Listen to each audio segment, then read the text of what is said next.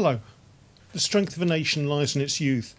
And for this press conference, we thought we'd hear the voice of the youth by inviting a number of people from our community to ask questions of our politicians. So I'd like to welcome you all to this. If we can start off with Emma, you wanted to ask me some questions.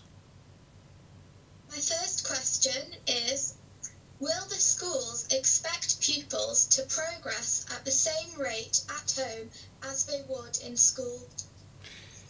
I think it's impossible to replicate what happens at schools because part of it is educational, but part of it is also social and growing as a person. So no, we wouldn't expect it to be exactly the same. It can't be. However, what we're trying to do is by using distance learning, by using online learning, is to try to keep you up to speed so that whatever terrible things are happening on the Isle of Man at the moment, they don't derail your education, that you're allowed to keep up and then catch up so that this won't stop you fulfilling your future and your future potential. My second question is, what strategies do they have to help children adjust back into formal education? Yeah, we don't know how long this is going to go on for. And whilst most people can deal with it for a week or two, I think you're quite right that after that, you will need some time to reintegrate. It's going to be a very different world when we get back to schools. What we've been trying to do in the education department is to help those people who are struggling at the moment. But as we start reopening the schools, we're going to need to do some work to get everyone back together, because it's not just you affected, it's your parents, it's also the teachers as well, who are in a very strange world of not being able to come into the classes. So we're going to have to put that effort in, going to have to give you some time to readjust back to a new normality. Thank you very much, Emma. I've got the next person on my list is Ben. My first question is, whenever we do go back to school, will there be special measures in place like social distancing and deep cleaning? Yeah, I think that the reality has been yes, there's going to have to be. As I said, we don't know how long this is going to be going on for, but we also know that your education, your well-being and the well-being of the staff in the schools is our key priority. When we start reopening the schools, we're going to have to do it very carefully, looking at the safety being the most important aspect of this. So we're going to have to devise how to keep people slightly separate, reduce that risk, certainly deep cleaning, but also perhaps having staggered lunch times, staggered classes, staggered times where you go outside in the playground. It's going to feel quite strange until we can make sure it's as safe as possible to go back to normality. But we will get there. We will get back to normal. But I'd ask you to bear with us while we try to make it as safe as possible when we do get to the point of reopening the schools for all those pupils. As you're probably aware, at the moment, people are going into school, the children of key workers or vulnerable children who really need to be looked after at school. But as we gradually loosen some of the restrictions over the coming weeks and months, we're going to need to be taking more of you back into school to keep up to date with your education. Did you have another question, Ben? Yeah, my second question is, what are the chances of us being able to meet up with friends in the summer as usual? Again, what we're looking at is very much the situation in Nobles Hospital and also the number of cases we've got going around the island. I'm hopeful that in the coming weeks we can start trying to relax some of the restrictions we've got at the moment, but we need to look after those vulnerable people. We know that the coronavirus is a bit of a strange virus. It doesn't seem to have the same effect on people of your age as perhaps your grandparents' age. So anything we do in terms of coming together, we still need to protect them and make sure they're not at risk because of what we do. The next person on my list is Cara. Hi. I'd first like to ask about mental health. It's evident that due to the coronavirus pandemic, there's a lot more people struggling with mental health issues or struggling more than they might do usually. In light of this, is the Isle of Man government planning on putting more support in place, such as online resources on the government website? Or I know in New Zealand they've got a 24-hour free call and text service in which you can speak to a trained counsellor. Yeah. Yeah, I mean, I think you're quite right that at a time we're worried about people's physical health and we're doing all the right things to try to preserve that, we also need to look after our own mental health and the people around us. because the stresses we're feeling, our parents will be feeling, our grandparents will be feeling, our neighbours will be feeling. But particularly in terms of young people's health, I think it is a major issue. And there are lots of threats to it in terms of bullying, in terms of social media, in terms of people's self-image. And when people are isolated, that can amplify that. What I have seen, though, is over the last couple of weeks, a huge amount of online resources there, a huge amount of guidance there. And I think people are interacting with each other in a much more mature and more helpful way than perhaps previously. But you're quite right, in terms of the Isle of Man government, there is work that's already going on to try to help promote well-being, promote positive mental health. So, for instance, there are online resources. There's the Couth website, which deals particularly with anxiety and depression. There's the listening service, which has continued even though the youth clubs have closed down. And we will be expanding on that, both giving advice to parents but also teachers in terms of how we can keep our mental health up. Because there's such a good close interaction between your mental health and your physical health. We have to deal with both of those. Did you have another question, Cara?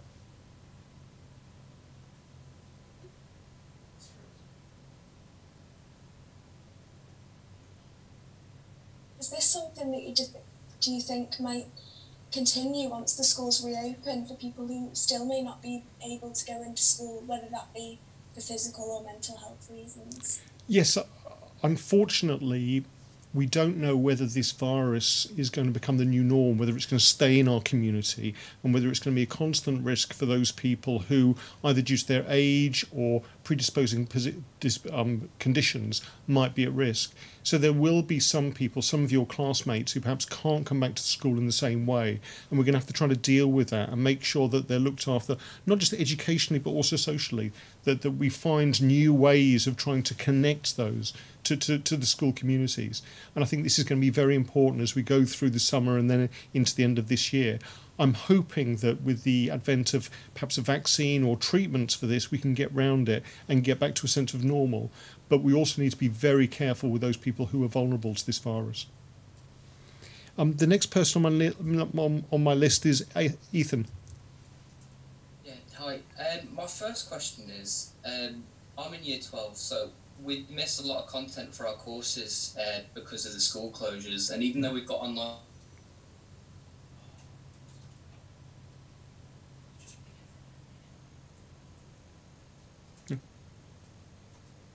overall grades at the end of next year because of the school closures. Okay, sorry, Ethan, could you repeat that for me, please? Well, we missed a lot of content from our courses due to the school closures. What consideration will be given to us in terms of our exams and our overall grades at the end of next year? Yeah, the Department of Education, both here and in the United Kingdom, have been working really quite closely with the exam boards, because we have to take this into account. We have to have a level playing field in terms of exam grades. So what's going to be happening in terms of that is that we'll be looking at your past performance, your predicted grades, and trying to make sure that you get the awards that you deserve. But there will be some people who still want to sit their exams, and we're working with the exam boards to try to allow that later on in the year if possible, so that those people can actually prove their real potential. And my second question is, for students with a practical hands-on aspect to their courses, such as A-level product design, which makes up 50% of their overall grade, what will be done to help those students make up for that crucial time lost for that coursework that can't be done at home? Yeah, I mean, there are quite a few people with either practical skills that need assessing, or, for instance, some of the BTEC students at the University College Isle of Man who need that hands-on assessment, as it were, rather than something more written down. What we're going to be doing is working with the exam boards, but also working with the schools, so that if we do have to open them up earlier during the summer so people can catch up and do those practical assessments, they can, so that they can actually finish their courses. Because what we don't want is for people to have to resit a year, for people's education and their life chances to be derailed with this. So we'll be doing as much as possible with some of the teachers to make sure that everyone gets a chance to catch up and move forward. I think the next person on my list was Greya. Could you catch COVID-19 from your takeaway food or your Easter eggs? Ooh, there's a good one. No. COVID-19 is what's called a coronavirus, corona being crown. So they're funny viruses that latch onto things. And we know that when they get into the human body, they latch onto the throat and the nose, which is why they're spread through coughing and sneezing. But we also know that when they're outside the human body, they don't tend to last that long. And particularly on metal surfaces or paper surfaces, they probably only last for a couple of hours or a couple of days at most. That's why washing your hands and basic hygiene is so important. So from things like Easter eggs, as long as they're taken out of the wrapper and kept in a nice cool place with the windows open, no, you're not going to have a risk of that. It's not carried in food either. And one of the things we do know about the virus is you can easily kill it with either bleach or some of the alcohol hand cleansers we use. So no, we don't have to worry about food, and certainly don't have to worry about Easter eggs during this time. Will people in Year 6 get any chance to go and visit their new high school before September? What we're trying to do is make sure that your future isn't jeopardised by this very difficult time for all of us. Now, as I said, I'm not quite sure when we'll be able to reopen the schools, but we're hoping to deal with that transition period to make sure that those children who are moving up to secondary school get the chance to have that experience, get the chance to have that induction, get a chance to get used to their new school and their new friendship groups. So we will be working with your teachers and trying to make as sure as possible that you get that experience and get that chance before you move up to secondary school. Okay. Thank you. The next person on my list is James. Hi. Hello, James. My first question is, can you get the coronavirus more than once? This is a new virus. Now, we've dealt with coronaviruses before. They normally cause the common cold, but we haven't dealt with this particular one called COVID-19. We know that most people who get it, the vast majority, particularly younger people, don't get a severe illness and maybe not even have any symptoms at all.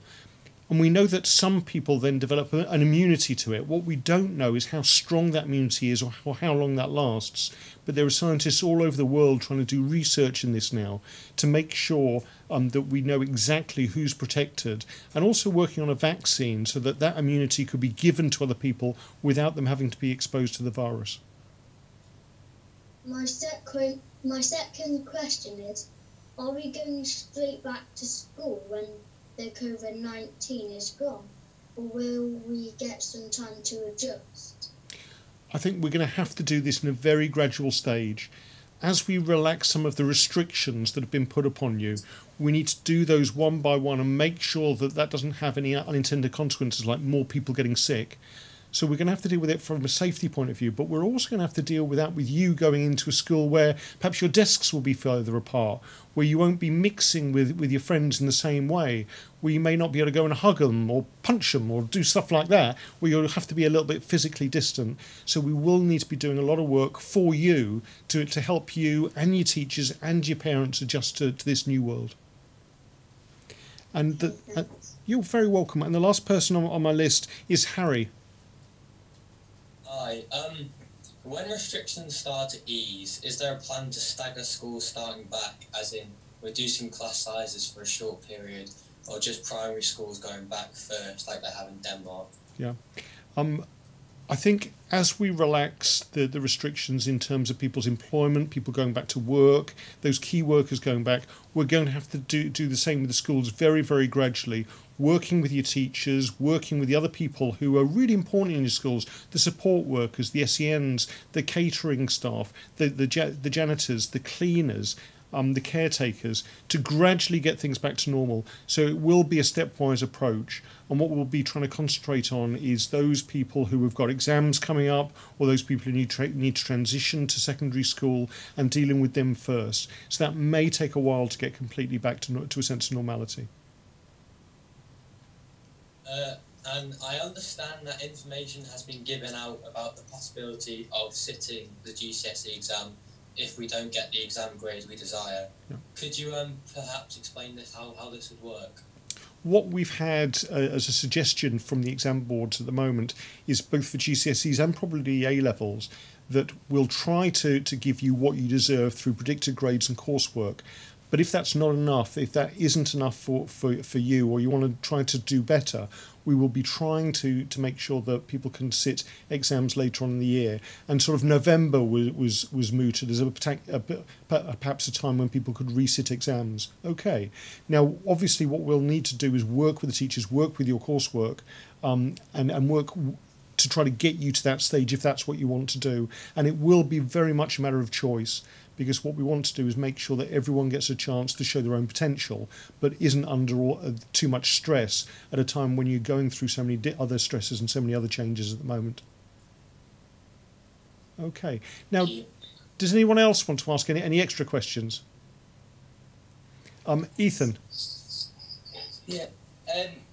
Because of the school closures, a lot of the Year 12s haven't been able to visit any universities, get an idea of what it's like and what life will be like when they go to university.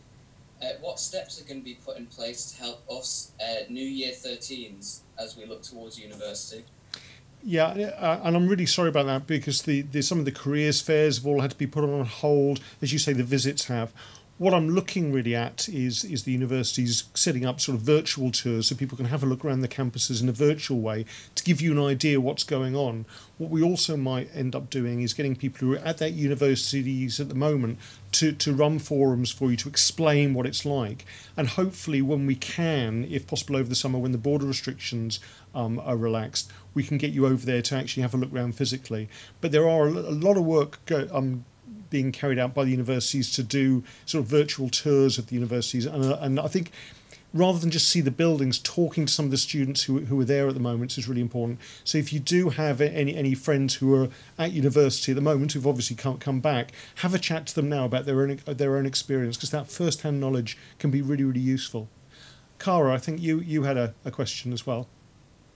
Yes, the island has so many incredible local musicians, young bands and DJs. I think there's a great culture for going to see live music over here. How does the government plan on reintroducing social gatherings like these? Yeah, and it was a real shame that we had to close down the Villa Gaiety, that we didn't have the guilds this year. We didn't have the Manx Youth Games, a huge number of sporting events, but also cultural events. One of the things we've been talking with the Arts Council about is, as we manage to loosen some of the restrictions, having, hopefully if the weather's good, open air concerts, being able to physically distance people but allow them to enjoy that culture, how we can encourage more people to go online, because there's been some fantastic collaborations going online using Zoom and other platforms, but also how we can do it physically, how we could employ buskers to be on the streets, how we could get small bands together in public places to keep alive very much a Celtic core that we have on the island, and make sure that those people who can't go to Shenniger's Dew, can't go to the Cruniac, can still perform on the island and still have that recognition. And I think, James, you wanted to ask a question. Is social distancing only going to stop when we have found a cure to this virus? Yeah, do you know what? I don't know. I think we will get over this. And again, social distancing is a horrible term, because socially we need to stay together. Physically we need to be a little bit apart so we don't spread the virus, particularly to those who are vulnerable. I think for the foreseeable future, so certainly over the summer, we're going to have to take precautions to protect ourselves and our loved ones. But I hope that once we get a vaccine for this disease, once we can control it properly, then we can start relaxing the control that we've got to put on ourselves. But certainly I think for the foreseeable future, for the next couple of weeks and months, that social distancing has been shown to be one of the major ways we can reduce the spread of this virus through our island. And so I think we're going to have to carry on with that. Were there any other questions? Yeah, I have one more. Okay. Have you managed to save any money with lots of places being shut, like schools? If so, how do you plan on spending the money saved?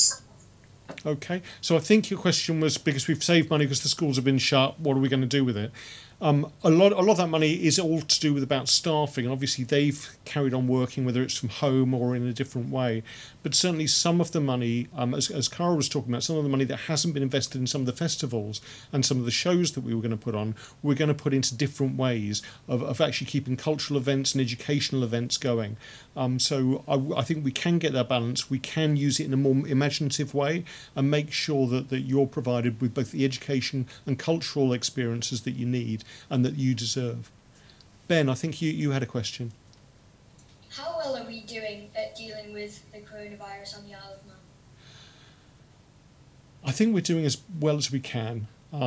Very sadly, people have got sick, and very sadly, people have passed away due to this. What I have been so humbled by is the way people have stepped up, the way people like yourselves have looked after each other.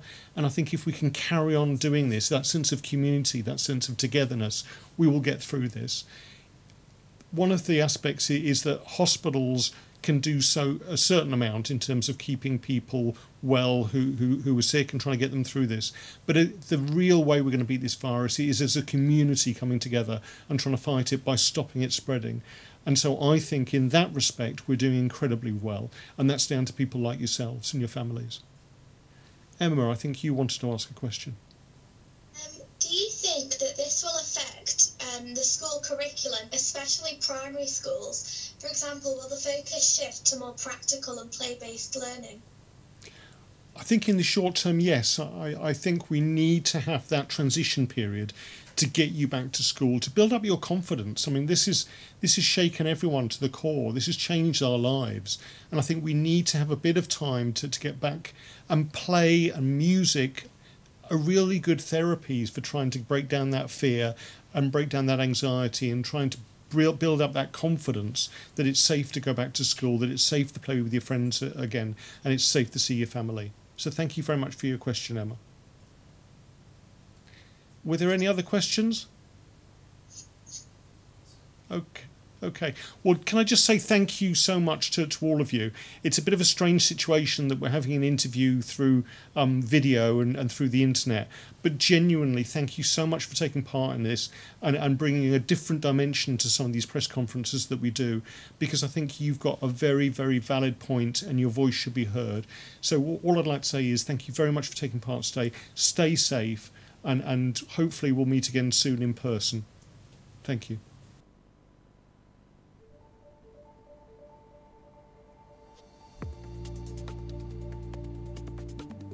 Working hard behind the scenes to provide community services for our island. From supplying everyday essentials to maintaining access to important services. We are teaching the children of the key workers and delivering childcare. We're keeping the Isle of Man's essential services going. We've all got a part to play. Went into the island running. So you can play your part. Stay at home and keep our community safe. People's lives don't stop. And neither do we. Which is why we're providing our community with what it needs when it needs it. For you, for our community and our island. For you, for our community, for all our island. Hospice care for you, for our community and for our island. For you, for our community and for our island. For you, for our community, for our island.